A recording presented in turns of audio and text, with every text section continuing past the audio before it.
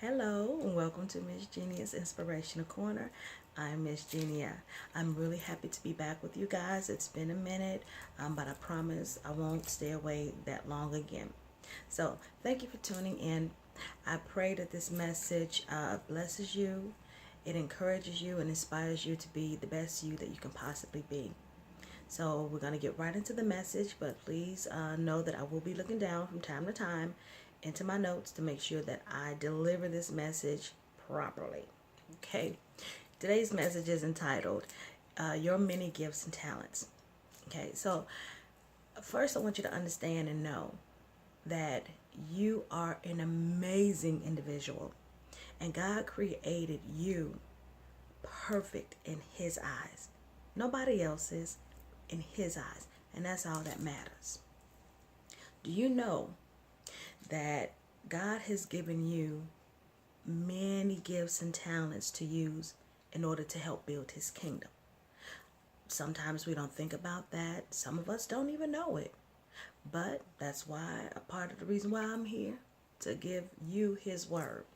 So Ephesians 2:10 tells us, "For we are God's handiwork, created in Jesus Christ, to do good works, which God prepared in advance for us to do."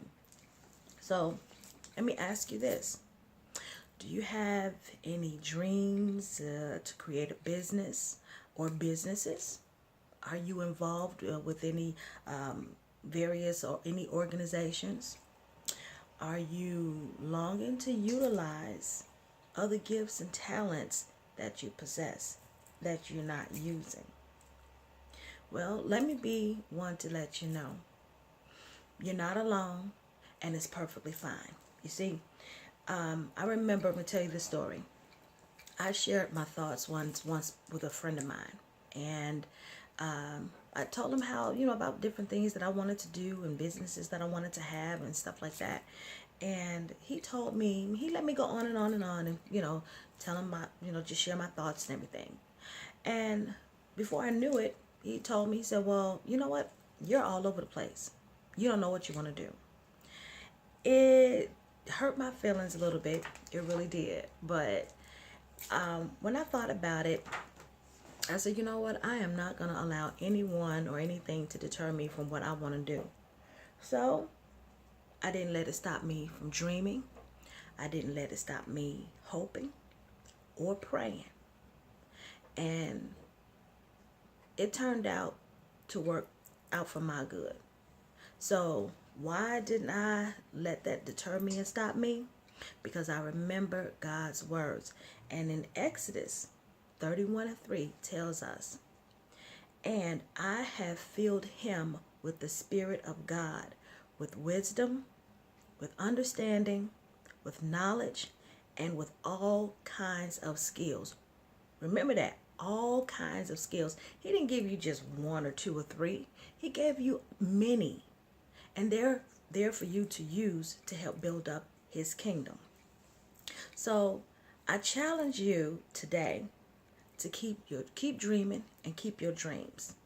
Use the gifts and the talents God gave to you, and start using those to help build His kingdom. Don't be afraid to use them at all. God didn't give you your gifts and talents to just be sitting up on a shelf to hold off onto yourself. No, you have to get those out, because there's somebody's life, there's someone's destiny depending on your gifts and talents. So that's why He gave them to us. And also, if you're not sure how to use them, let me tell you where to go. 1 Corinthians 12:5-6 says, "There are different kinds of service, but the same Lord. There are different kinds of working, but in all of them and in everyone, it is the same God at work." Again, that was 1 Corinthians 12:5-6. So I want you to be happy and be grateful and very proud of the gifts and talents that God gave you, because man didn't give them to you, and man can't take them away. The only way man can take them away if you allow it.